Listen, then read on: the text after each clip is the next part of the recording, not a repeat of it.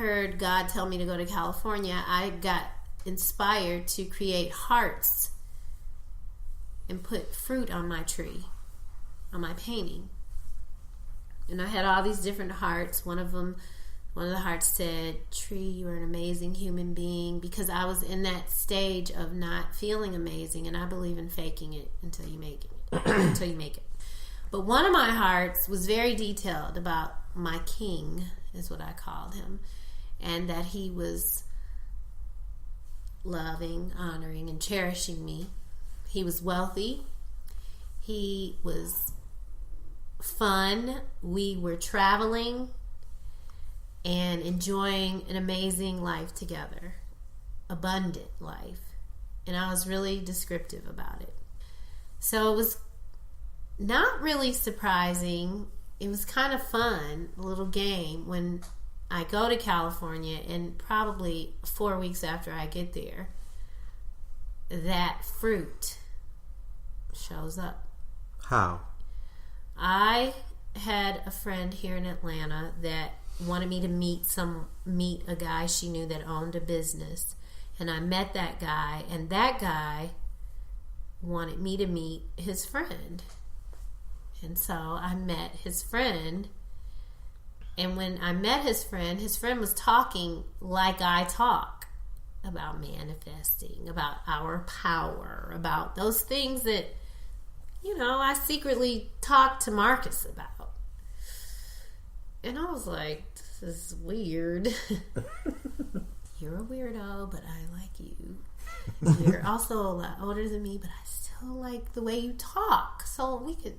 Let's pause for a second, because I'm sitting here thinking about how you had enough strength to even say the next man, because a lot of people can't get past the hurt of the first one. So how did that happen? Like, where did you get that from to even entertain the possibility of moving forward? My best friend said, when people go skiing, they fall all the time. They don't not ski again. They just get up and ski. And I always would hear that in my anger and my bitterness. And I also was like, I don't want to be around other women that are angry and bitter. I have to make, and that's my call. The call of my life is to give you a silver lining. So, again, more decision making, like decisions and determination. And so I just would think of the skiing antidote, and that is what would make me give another man a chance. Now, it was a little bit soon. So you say, but was it? I fell in love with his soul. Okay. Which is eternal. It was different. Yeah. I was in love with his essence. His soul was just captivating. And I didn't want it to be. I wanted to be caring for my son and doing all these rules that I set up for myself. But his soul just drew me in. And it was easy. It was so easy. It sounds like a familiar narrative.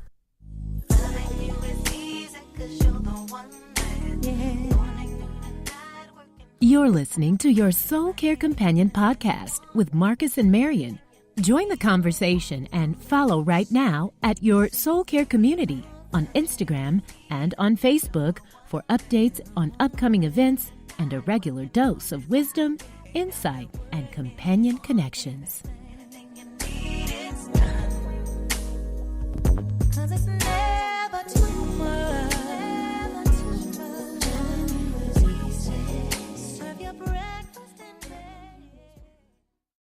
Let me ask you a question. When you look at all of this in retrospect, what would you say to the person who has gone through something who is similar to your experience? You are winning. It doesn't feel like it. It doesn't look like it. It doesn't taste like it. It doesn't sound like it. But please just trust me. You are winning. And everything that you think is going to end up happening as a result, let that go. Let all of that go. Everything that you think is going to happen to you. Now, for the other person, well, karma is real, is what I'll say. Let me ask you a question. Did you ever wish evil on your ex-husband, or was there a time that you did and you stopped?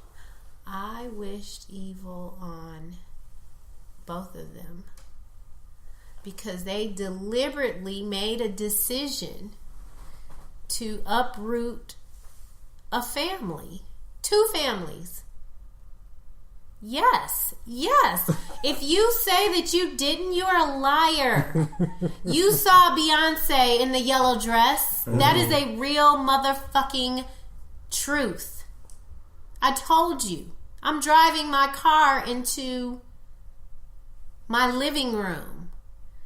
Except I see my children looking at the police take me in. And I don't.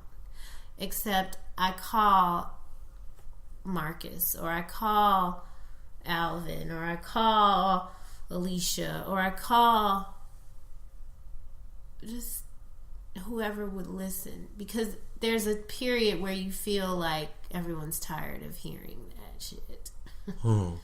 Let's talk about that for a second. And our last guest talked a lot about having accountability and a covering. It's important that you have people in your corner that really have your back. Because I remember times we were working together when this first happened and we didn't know what was going on, but you like just would burst out into tears, or you would call me from the park. That was my hysterical. Place. What did your circle... What's the importance of having a circle? How did they cover you? So they don't judge you in your moments of chaos. They try to keep you from going over the edge very gently and delicately. They will get up and come from the south side to the other south side, because I live in Henry County, and they will, what are you doing? They'll call you at 2 a.m. What are you doing? Because the spirit is moving them, that you're about to send or post some defaming picture or some proof, because I had proof.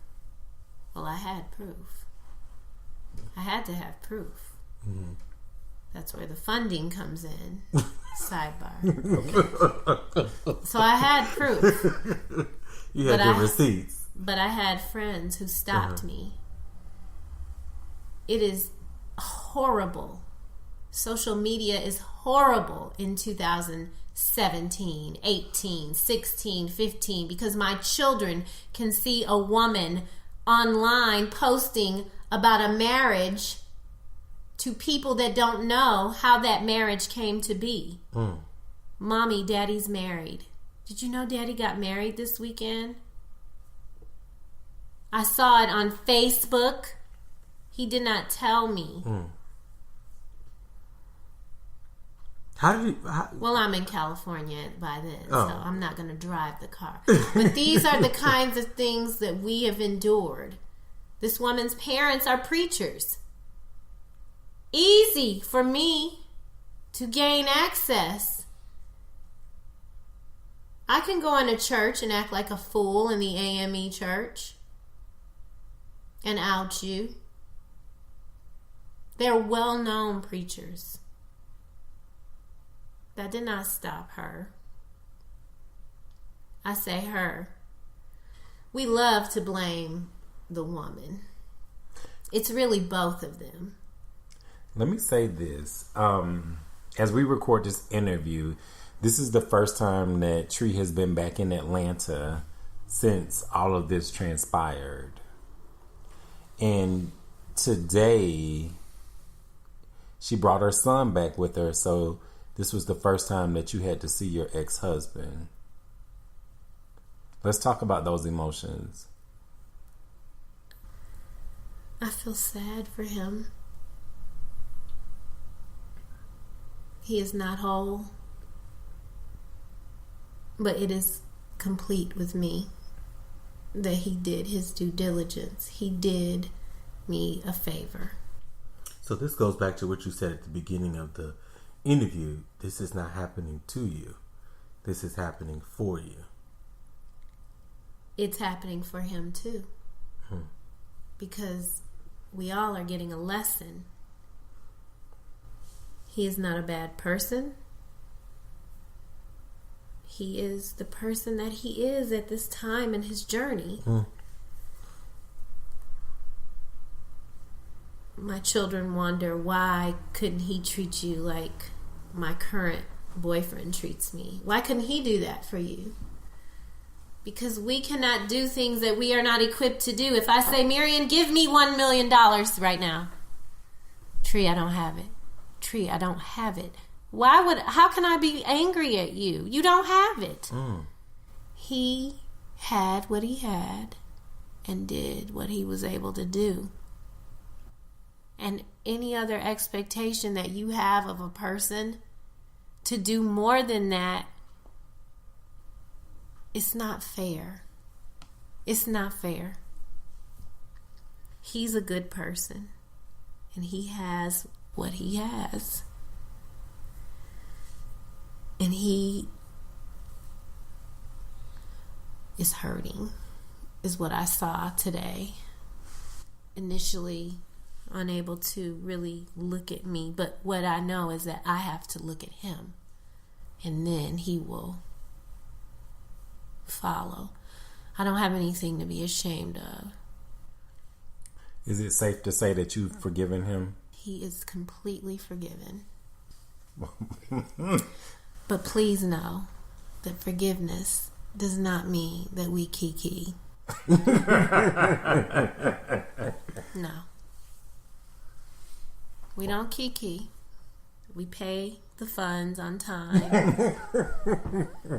But I loved this man, and so you don't stop loving a person. You are concerned for their general well-being, and that is what I'm concerned for with That's him. real. His well-being. That's real. Nothing more. That's real. It's like a kid that you can see going into the fire. So, he's the best dad he can be. He was the best husband he could be. No way would I have thought I could have an album and sing and be on the radio and do. He did that for me. For people who want out, be honest. It's gonna hurt for like a little while, but don't do it like this. Don't do it in secret. You're going to be outed. That, just saying that word, secret. I was born into secrecy. My mother had an affair with a man and gave me up for adoption and did not tell anybody about me for 36 years. Wow. I was born into secrecy. I married into secrecy. Secrets of that family that I thought was so pristine, and then created more secrets. Be free. In California, be free. In Atlanta, be free. You owe that to yourself and the people that you claim to love. And I do thank him, because the man that I am gifted and blessed with now, and it is a crazy thing too, community. Think about what you're holding on to today. Do you really think that the God you serve and worship and lift up on Easter Sunday or whatever Sunday. Why